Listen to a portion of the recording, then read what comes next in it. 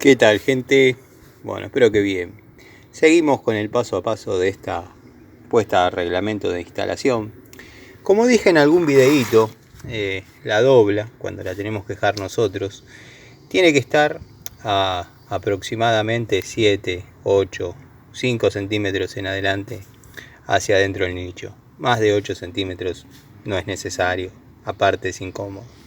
Pero bueno, los muchachos de la cuadrilla que estuvieron cambiándola, producto de que había pérdidas en la doble anterior, que como digo siempre es hasta donde llega la responsabilidad de Naturgy o de Gas Natural. Bueno, la dejaron al ras de la pared, o sea que no podía ni siquiera poner la puerta, no es que la puerta no cerraba. Entonces me estoy dando a la tarea. Eso es porque, entre paréntesis, no son gasistas matriculados, seguramente son tercerizados. Y bueno, tiraron la dobla donde pusieron, ante la ausencia de puerta, muraron con buen concreto, qué sé yo. Cuestión que la estoy trasladando un poquito hacia atrás. Tranquilamente podría llamar y que corrijan la anomalía, pero tengo la capacidad, la facultad de hacerlo yo, para no perder el día de trabajo, porque yo hoy quiero dejar revocado eso, que me falta hacerle una carguita, reglarlo y fratacharlo, y dejar la puerta instalada, colocada.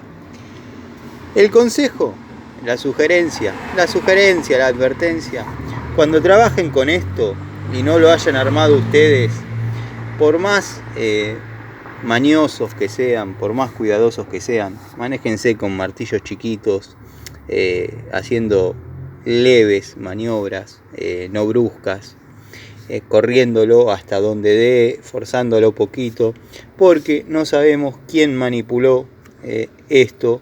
Se puede soltar, quedar saliendo gas y nada, nos tenemos que ver en un problema. Bueno, un problema, taponar como se pueda, aguantar a los vecinos que quede el chiflete a cielo abierto obviamente, pero bueno, hasta que lo vengan a solucionar. Siempre manéjense con cuidado, porque si cometieron la inoperancia de dejar la llave afuera de lo que sería la línea de nicho, imagínense que esto podría estar flojo.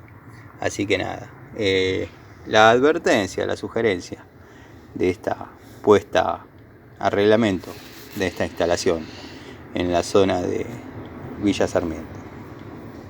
Saludos.